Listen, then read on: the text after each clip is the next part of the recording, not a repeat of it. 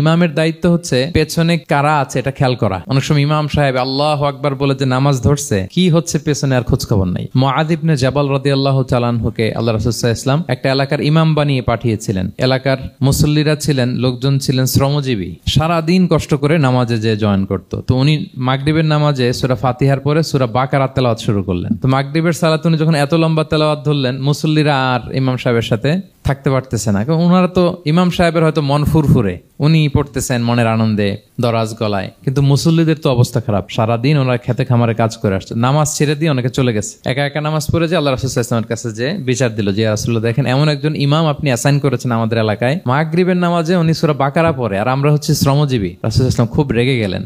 মুআয ইবনে জাবালকে ডেকে বললেন, তুমি কি সমাজে ফিতনা ছড়াচ্ছ? তুমি জানো না এরা কারা? তোমার কি সূরা ওয়াদ-দুহা ওয়াল-লাইলি ইযা সাজা মুখস্থ নাই? তোমার কি ওয়াশ-শামসি ওয়া-দুহাহা এটা মুখস্থ নাই? তোমার কি সাব্বিহিসমা রাব্বিকাল আ'লা এই সূরাগুলো তোমার জানা নাই? উনি বললেন জানা আছে। তো এগুলো রেখে দিয়ে মাগরিবের নামাজে কেন সূরা বাকারা ধরলা?